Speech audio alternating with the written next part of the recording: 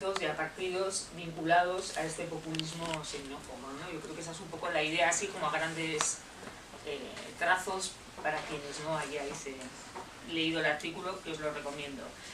Entonces, antes de entrar en el, que lo comentábamos el otro día, en la cuestión del desamparo, yo te lo pregunté el otro día y sí quería sacarlo aquí, porque en este escenario europeo donde estamos viendo los partidos que vemos, o los dirigentes, Austria, Hungría, Holanda, en fin, podríamos hacer una gran lista, hay como una excepción, y son España y Portugal.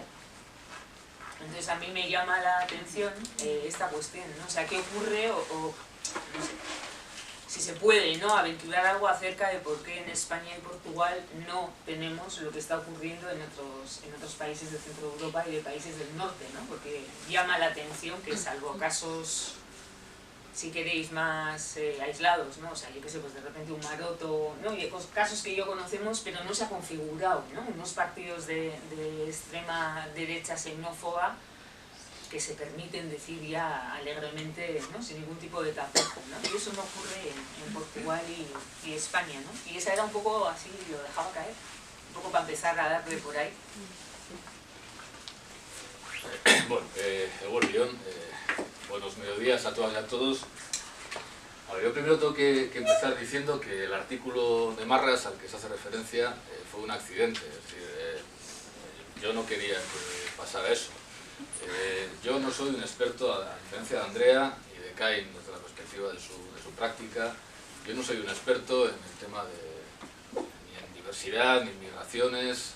A mí lo que me ha llevado a este tema, como a otros ha sido la preocupación más ciudadana, más cívica, lo que queramos, ¿no?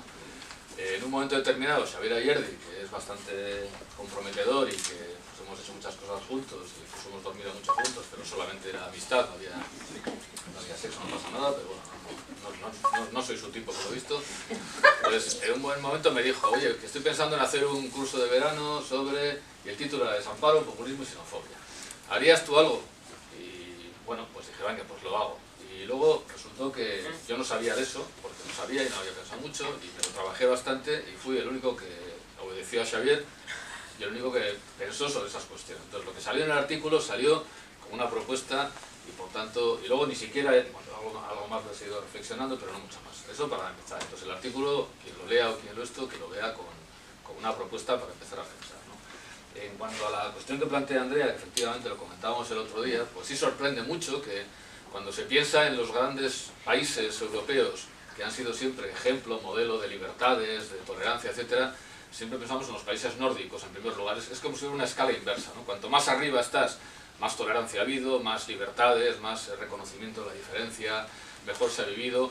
Incluso seguimos viendo indicadores de que eso es así. El otro día salía un listado, un ranking, que es muy difícil hacer estas cosas, ¿no? de cuál es el país en el que con mayor nivel de felicidad en su población. Salía Finlandia y también se decía que un indicador de felicidad era que las personas que emigran a esos países también consiguen niveles de felicidad muy altos, ¿no? Entonces sigue siendo verdad que son países muy excelentes en muchas cosas, pero da la impresión de que cuanto más arriba estamos, mejor tenía que ir esto de la tolerancia, del reconocimiento, de la diversidad, y cuanto más abajo, parece que estamos en una especie de la condena del norte y el sur, parece que se da en todos los sitios, ¿no? En cualquier lugar donde miramos hay un norte y hay un sur, ¿no? Pues en el sur de Europa somos Portugal, Grecia, Italia, España, y aquí es donde parece que tenía que ser un desastre. Y sin embargo, como dice muy bien Andrea, Grecia e Italia son casos distintos, y también habría que pensar por qué, por lo tanto tampoco hay una norma de decir los de arriba ahora van mal y los de abajo bien, pero es verdad que en el caso de España y en el caso de Portugal, pues no se están produciendo esos movimientos xenófobos, ¿no?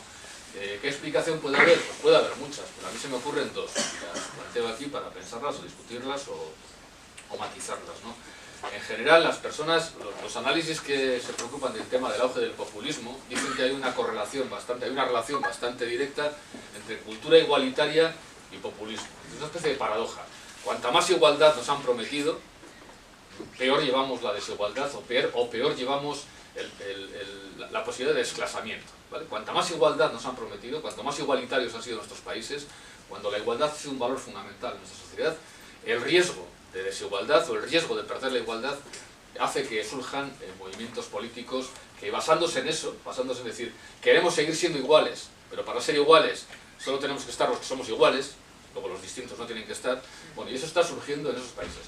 En Europa en España y en Portugal, pues por la tradición que hemos tenido de construcción política, económica, etcétera, el valor de la igualdad ha sido un valor pues, muy relativo, es un valor fundamental de la modernidad, y España pues, ha sido un país que se ha construido a veces contra la modernidad, ¿no? Y luego hay una segunda variable que suele estar asociada al auge de los populismos políticos, y es la identidad nacional.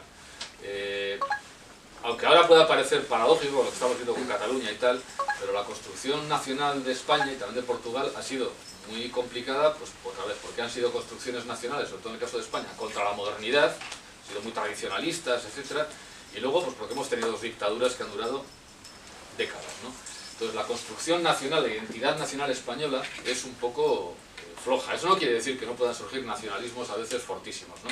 A mí me suele gustar recordar un relato de un escritor que por otra parte pues puede parecer el paradigma del nacionalismo español, que es Pérez Reverte, ¿no? Pérez Reverte tiene un relato que es La sombra del águila, es un cuento corto, a mí me gusta bastante, y él cuenta una historia, bueno, inventada, y es durante las guerras napoleónicas, como España estaba sometida pues, a Luis Bonaparte y tal, pues hay una parte del ejército francés que está luchando en Rusia, que son reclutas españoles.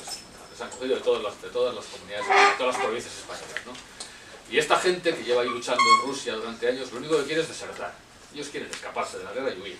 Entonces hay un momento en que están durante unos días intentando conquistar una ciudad rusa, y están los ejércitos enfrentados, trinchera contra trinchera, no hay avance, entonces dicen estos españoles que estaban reclutados por Napoleón: ahora es la nuestra, ahora que no hay tiros, vamos a salir corriendo de nuestra trinchera, de nuestro bando, vamos a ir a toda leche corriendo, donde los rusos gritando somos españoles, nos rendimos, que es lo que mejor hacen los españoles en la guerra, por visto, vamos a ir corriendo y ya está. Y luego ya que sea lo que Dios quiera, pero ya volveremos a nuestra casa, no queremos seguir aquí. Entonces efectivamente hacen eso, salen a toda leche de las trincheras, nos rendimos, y hay un mariscal francés con un caballo ahí en la montaña y de repente dice: ¡ah, la bravura española, un ataque suicida! Entonces todo el ejército francés va detrás de ellos y conquistan la ciudad y sigue la guerra, ¿no? Entonces a mí eso me hace gracia porque a veces es verdad que la construcción nacional en España, y en Portugal también por la dictadura, ha sido muy dramática y muy distinta. Entonces yo sí creo que esos dos factores, que también habría que ver que si funcionan, porque en el caso de Italia y de Grecia, que tienen historias parecidas, no funciona. Habría que ver qué hay además de eso, ¿no? Pero sí me parece que eso hace que sea a veces muy difícil decir una cosa. Pues, ¿qué somos? ¿No? Pues, cuando dices, ¿tú qué eres? ¿No? Pues te lo cuento o en fin, te lo resumo, ¿no? Entonces, el tema de la igualdad y el tema de la identidad nacional creo que están afortunadamente actuando en contra de que puedan surgir partidos populistas. Pero claro, luego eso no quiere decir que no haya potencial. Para que surjan. No, eso sin duda. Entonces habría más desamparados en Europa, en las sociedades europeas, que en la nuestra, quiero decir, ¿eh? Esa sensación de haber perdido el control de tu vida, ¿no? De que eres como un peón en una tabla de juego. Claro, o sea, es que lo del desamparo, la idea de jugar con el concepto de desamparo es un concepto que tiene raíces directamente religiosas, el desamparo, ¿no? El desamparado es mucho más que el desarraigado, es mucho más que el desclasado, es mucho más o la desclasada, ¿no? El desamparo es una sensación de estar pues, sin nada, ¿no? sin suelo, sin nada, sin referencias, ¿no? Y no es absolutamente objetivo. Puede haber personas que objetivamente digas, jo, pues tan mal no estás, y sin embargo sientan desamparo, ¿no?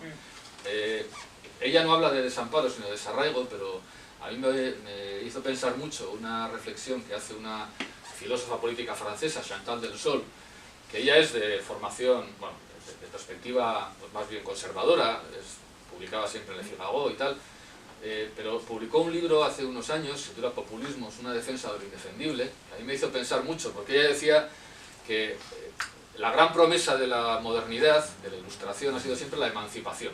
¿Vale? Tenemos que emanciparnos de todo, y emancipar quiere decir dejar atrás muchas cosas, ¿no? Dejar atrás pues todo, desde la familia, la tradición, la religión, las creencias, los lugares en los que vives, todo, emanciparte, no estar libre de cargas, libre de lastres, porque el futuro está siempre por delante y el progreso está a tu alcance y tal, ¿no?